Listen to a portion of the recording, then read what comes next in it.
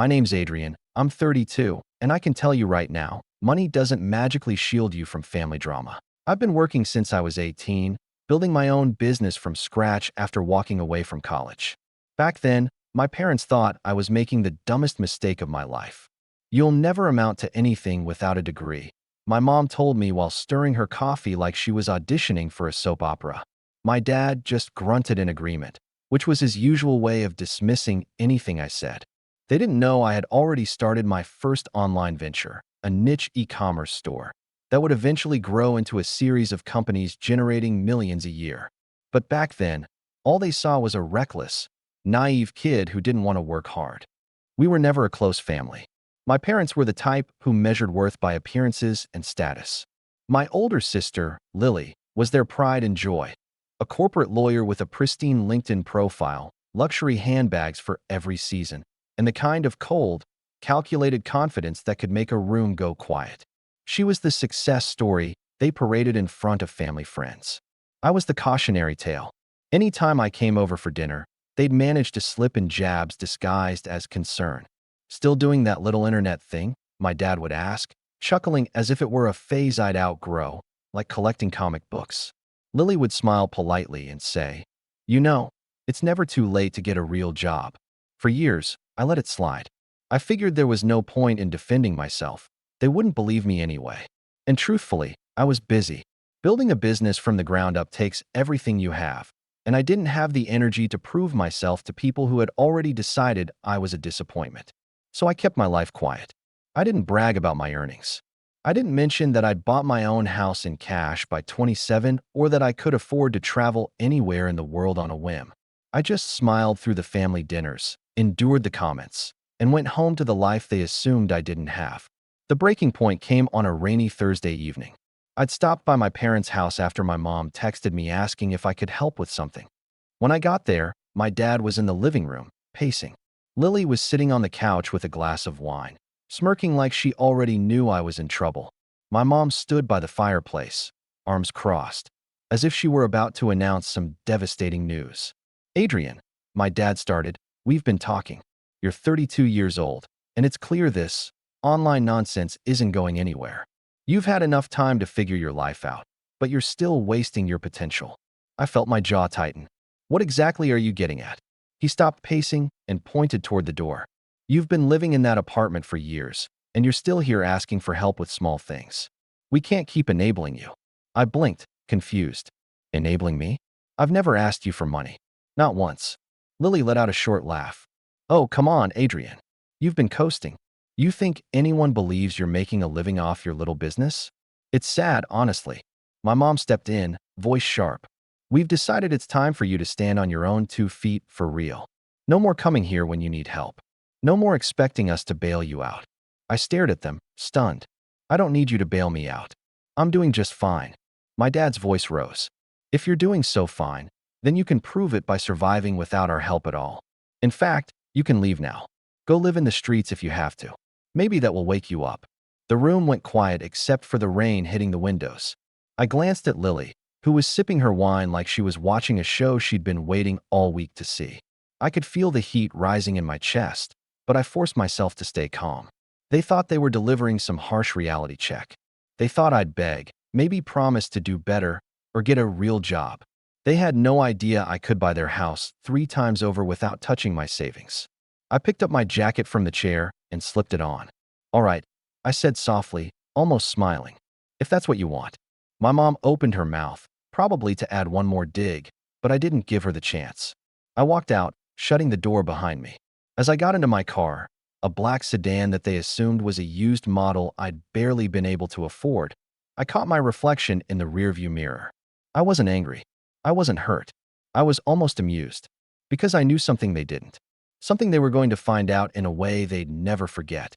And as the rain poured harder, I drove off into the night, already knowing that 3 weeks from now, their entire view of me, and of themselves, was going to shatter. The first week after they threw me out was strangely quiet. Not emotionally quiet. I had plenty of thoughts running laps in my head, but quiet in the sense that there were no calls, no texts, no follow-up from them. I didn't expect an apology, but some part of me had thought maybe they'd at least check if I was okay. Nothing. It was as if I'd been erased from the family roster entirely. I spent those days working from my home office, though home office doesn't quite do it justice. The place was a modern penthouse overlooking the city, with floor-to-ceiling windows and a study lined with leather-bound books I'd collected over the years. I could sit at my desk and see the skyline stretching into the horizon, a constant reminder of just how far I'd come from the kid they once called a failure. By the second week, I started hearing things from mutual acquaintances, subtle hints that my parents and Lily were concerned about me. Not concerned as in worried for my well-being, but concerned as in shaking their heads and telling people I'd finally hit rock bottom. My mother, it seemed, had told her church friends that I was living out of my car now because my little internet project collapsed. Lily had apparently told one of my old high school friends that I was finally learning life's lessons the hard way. They weren't just painting me as a failure. They were actively building the narrative. One night, I got a text from my cousin Jacob, one of the few family members who had always treated me like an equal. Jacob, hey man, I overheard something tonight. You okay? Me? Define okay. Jacob, your mom was telling people at dinner that you're basically homeless. She said you'll probably come crawling back soon. Me? Interesting. Jacob, also, Lily made a joke about maybe letting you do odd jobs for her firm when you're desperate enough. She said you'd look good fetching coffee. I stared at that last message for a while, letting the words sink in. It wasn't surprising. Lily had been making those kinds of digs for years, but hearing it now, after they'd already kicked me out, hit differently. It was like watching someone set fire to a bridge you had already decided never to cross again, just to make sure it was gone. The third week rolled around, and I decided to make an appearance at my parents' Sunday dinner. Not as a guest. I wasn't invited, but as an observer. Jacob had mentioned that these dinners had become a weekly ritual ever since I left. I pulled up in my car, this time, my other car, the one they didn't know I owned. A sleek silver coupe that turned heads without even trying. I parked a few houses down so they wouldn't see me arrive. From the sidewalk, I could see them through the dining room window. My parents at the head of the table, Lily beside them, all smiles. The conversation seemed animated, glasses of wine raised, plates full. I could imagine the script. Lily talking about her latest case, my parents beaming, and then, right on cue, a mention of how ungrateful I'd been, how I'd wasted my potential. I wasn't angry anymore. No, what I felt was something colder, something sharper. This wasn't just about me leaving their house. This was about the fact that they were using me as a cautionary tale to make themselves look better. They were rewriting my life into a failure story because it made them feel righteous and in control. 2 days later, I got a call from my mom. Not to reconcile, but to ask for a favor. Her tone was light, almost mocking. Adrian, darling, your father and I are going to need your help moving some old furniture next weekend. Since you've got nothing else going on, you should have the time.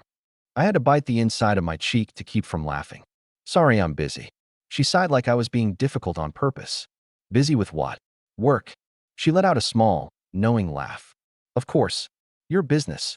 Well, try to make time for family, okay? You might need us someday. That was the moment I realized just how deep their condescension ran. They genuinely believed they were the safety net I'd fall into when life inevitably crushed me. They couldn't even fathom the possibility that I didn't need them, hadn't needed them in years. And yet, even as they belittled me, a small part of me decided to play along just a little longer. Because if I revealed everything now, the impact wouldn't be nearly as satisfying as it could be.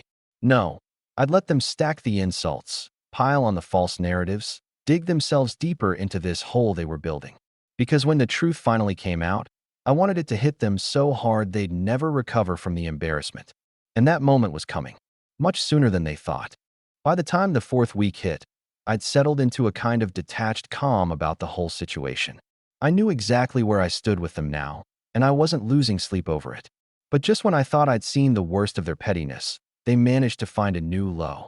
It started on a Thursday morning with an email from my bank. Subject line: unusual account activity, immediate attention required. My first thought was that it might be some phishing scam, but when I logged into my account, I froze. 2 large withdrawals, each over $7,000, had been made from one of my older accounts.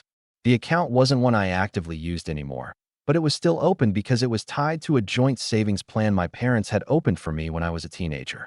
I had meant to close it years ago, but it had slipped my mind.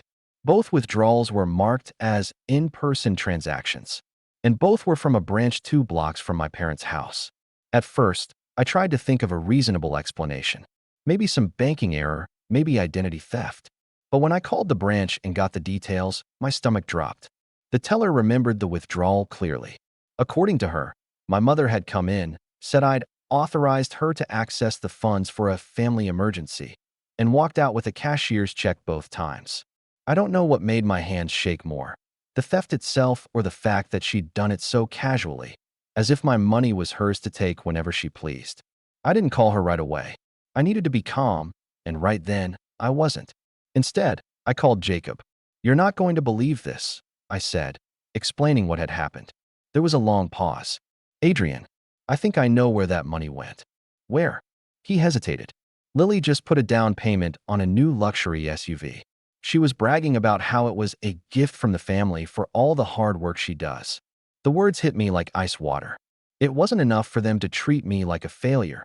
They'd actually stolen from me to reward Lily. My mother had literally walked into a bank, emptied my account without permission, and funneled the money straight to the golden child, probably while telling herself it was perfectly justified. That night, I drove to my parents' house. I didn't go inside. I wasn't ready for the confrontation yet, but I parked across the street and just sat there, staring at the warmly lit windows. Inside, I could see them in the living room. Lily was holding up a set of car keys, and my mom was taking a photo, probably to post online later. My dad was laughing, clapping her on the shoulder like she'd just won some award. I don't remember how long I sat there, but I do remember the feeling in my chest shifting. Up until now, there'd been some faint, lingering thread of loyalty that held me back from going too far. But in that moment, watching them celebrate with my money, that thread snapped clean. Later that week, I got a text from my mom. "Hope you're not upset about the savings account. It was just sitting there, and your sister needed help. You'll make more money someday. Family comes first." I stared at that message for a long time. No apology, no acknowledgement that it was theft, just a smug, almost patronizing justification. I didn't reply. I didn't have to, because in that moment, something inside me shifted from quiet endurance to cold resolve. This wasn't about proving my success to them anymore. This was about showing them that the bridge they burned wasn't just gone. It had been replaced with a fortress they'd never get near again. And they were about to learn exactly what that meant. After the SUV incident, the air around me felt heavier, not in the sense that I was collapsing under it, but more like the atmosphere before a storm. I wasn't angry in a hot, impulsive way anymore.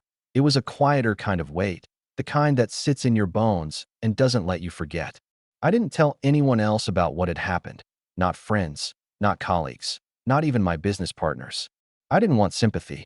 And honestly, part of me was embarrassed that I'd allowed myself to be in a position where they could take from me so easily. I was supposed to be smart, careful, strategic.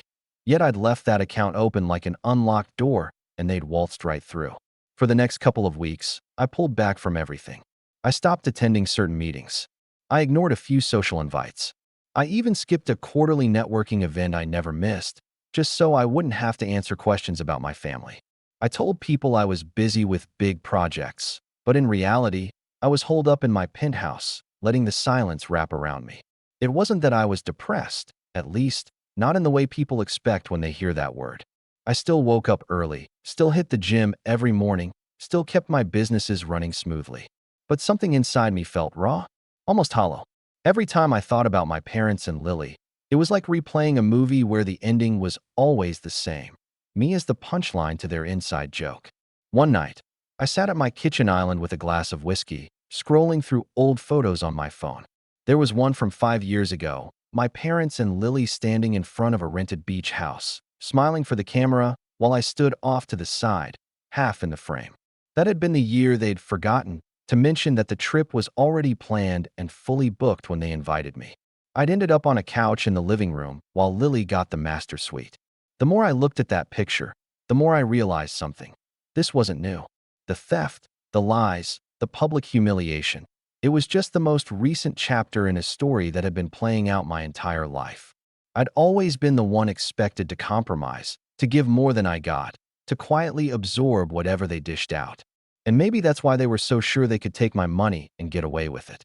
They thought I'd sulk for a bit, maybe give them a cold shoulder, but eventually come back for the next Sunday dinner like nothing happened. That's when my thoughts started to shift. Not toward confronting them immediately. I wasn't going to storm over and demand my money back. No, I started thinking about leverage, about timing, about how much sweeter the payoff would be if I didn't just call them out, but dismantled the whole fantasy they'd built around themselves. The first step was subtle.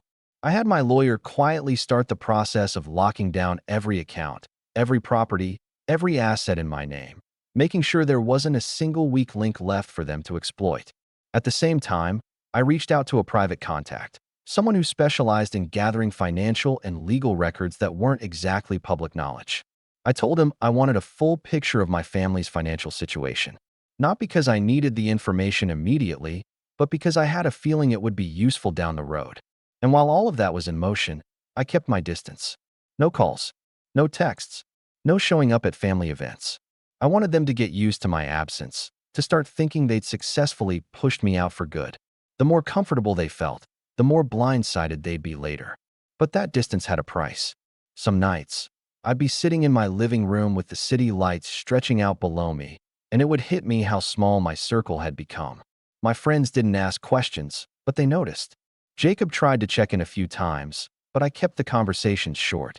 It was easier to stay in my own head than to explain what I was working toward. I knew I was isolating myself, and I knew it wasn't healthy, but I also knew it was necessary. Because when you're planning something this big, you can't afford loose ends. You can't afford to be sloppy.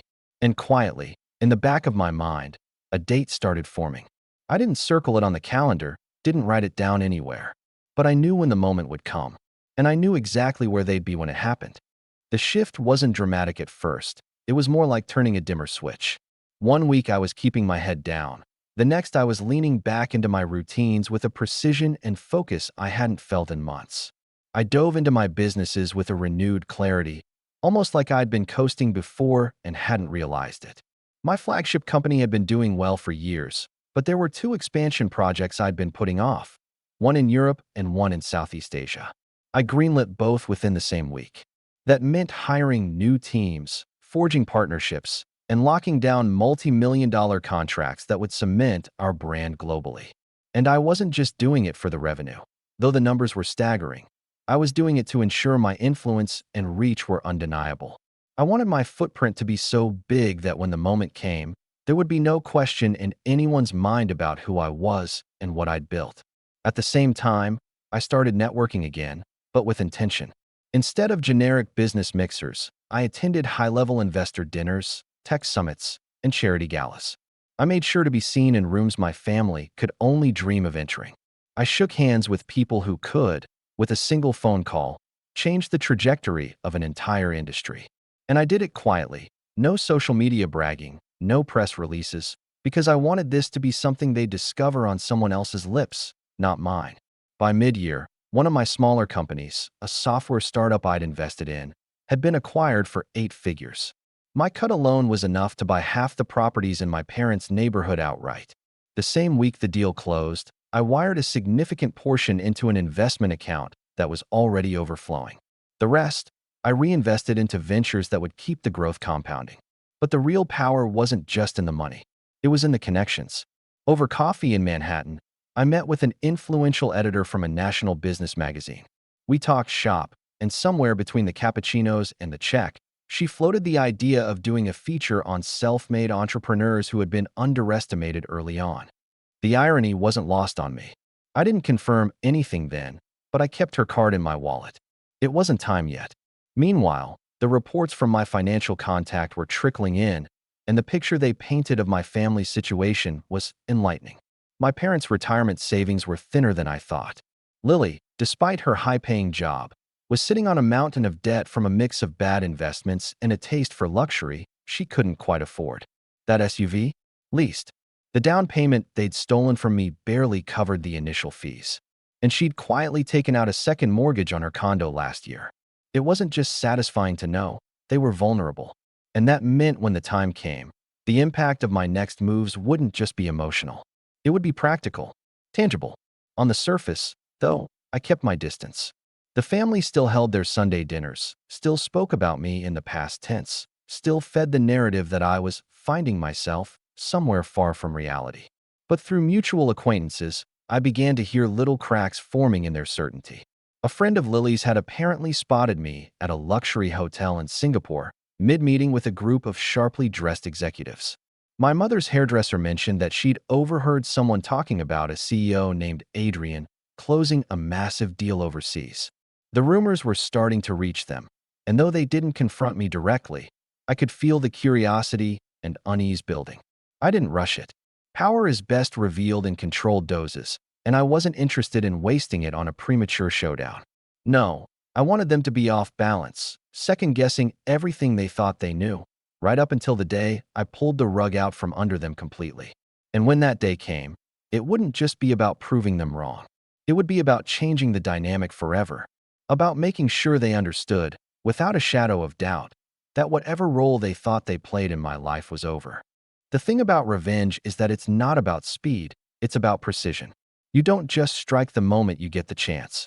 You wait until the moment is so perfect, so airtight, that your move can't be undone or dismissed. By now, the information my contact had been gathering was complete, and what I saw on paper confirmed what I'd been suspecting for months. My family's image of stability was mostly smoke and mirrors. My parents were on the brink of needing to downsize, but refused to admit it publicly. Lily's financial situation was worse than I'd thought. Maxed out credit cards, high-interest loans, and a lease on that SUV she could barely keep up with. She had even started skipping payments on her second mortgage. One piece of information, however, caught my attention more than anything else. Buried in my father's financial records was a note about an early investment in a small property development company, one that had been quietly circling the drain for the past year. The kicker? My father had personally guaranteed a loan for the company. If it went under, he'd be on the hook for the full amount, well into six figures. And judging by the reports, it was about 3 months from collapse. That was the moment I knew how to set the stage. I didn't need to destroy them financially. That would make me look vindictive. No, what I needed to do was let them walk right into a situation where their arrogance and assumptions would undo them, and I'd be there in a position they could never have imagined. Around the same time, I got a call from the business magazine editor I'd met in Manhattan months earlier. She was moving forward with her Underestimated Entrepreneurs feature and wanted me to be the centerpiece. Not just a small write-up, a multi-page spread with professional photos, my full story, and an emphasis on the early days when people told me I'd never make it. I agreed immediately but gave her one condition. The release date had to align with a certain month, the same month my father's failing investment was due to implode. As all this was falling into place, an unexpected opportunity landed in my lap. A real estate investment firm I'd done business with before reached out with an offer. They were acquiring distressed assets from smaller developers and needed an infusion of capital from someone they trusted. I'd been one of their top investors in the past, so they were offering me first choice on the deals.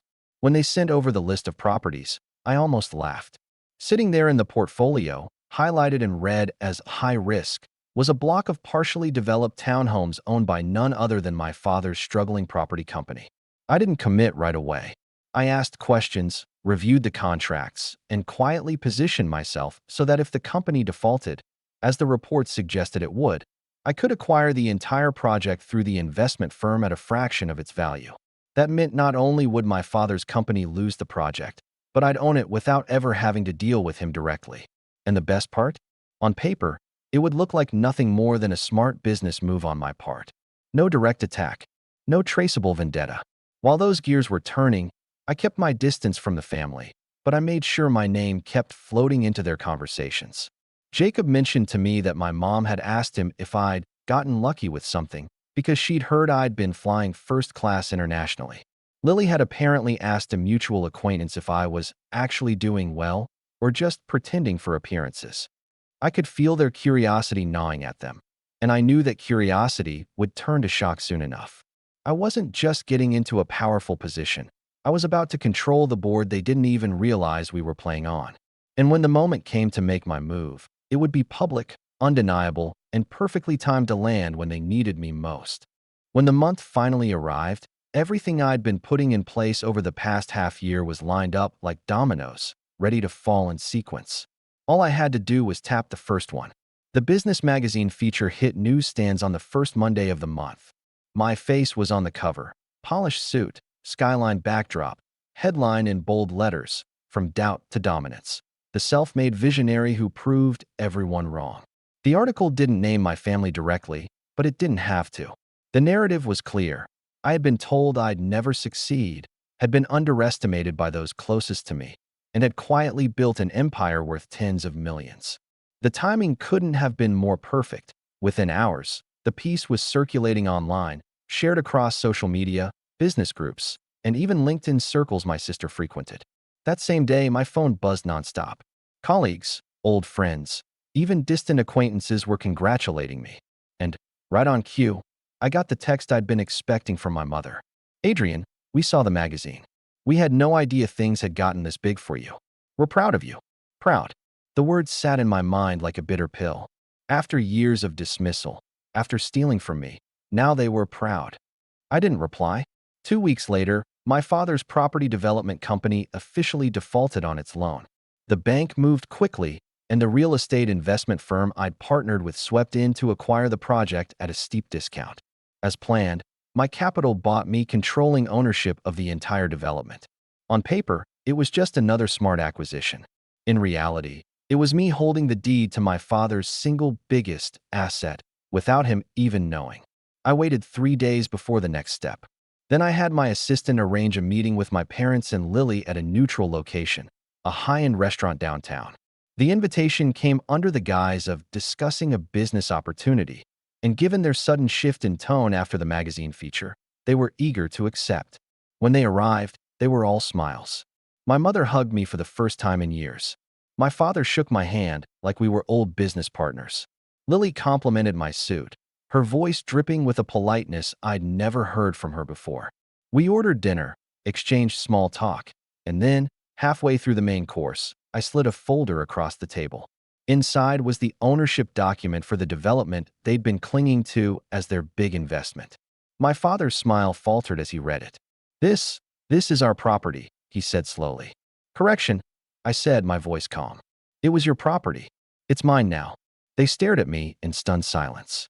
I didn't raise my voice, didn't gloat, just laid out the facts. Their company had defaulted. The bank had offloaded the project. I'd bought it legally, at a fair price, through an established firm. I explained it the way a surgeon might describe a clean cut, precise, unemotional, final. My mother's cheeks flushed red. "Adrian, how could you? How could I?" I cut in, my tone sharpening just slightly. "The same way you walked into my bank account and took my money without permission. The same way you gave it to Lily like it was yours to give. The same way you kicked me out of your house and told people I was homeless. I just learned from the best." Lily's jaw tightened, but she didn't speak. My father sat back in his chair, eyes darting between the papers and my face. For the first time, he looked small to me, not in size, but in presence. I leaned forward, resting my elbows on the table. "The difference between you and me is that I didn't have to lie or steal to make this happen. I played the long game. And now, when this development turns a profit, and it will, not a cent will have your name on it." The table was silent except for the clink of cutlery from nearby diners. They didn't argue. They didn't apologize. They just sat there, the weight of what had happened settling over them like a heavy fog. I finished my meal in silence, paid the bill, and stood. "Enjoy your evening," I said, my tone polite, almost casual. "Oh, and don't worry about the staff at the development site. I've already told them the change in ownership won't affect their jobs. Just yours." And with that, I walked out, leaving them sitting in the warm glow of the restaurant's chandeliers, the reality of their new position in my world settling in like a cold wind. The fallout came faster than I expected. 3 days after that dinner, I got a call from Jacob.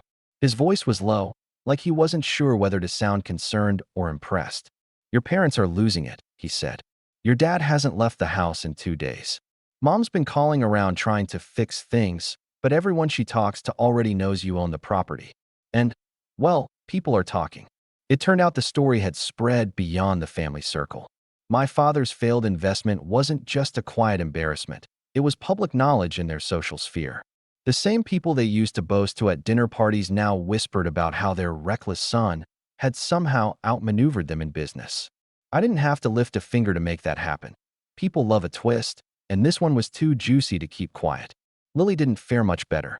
Her SUV lease was up for renewal, and without my parents covering her emergencies anymore, she had to downgrade to something modest.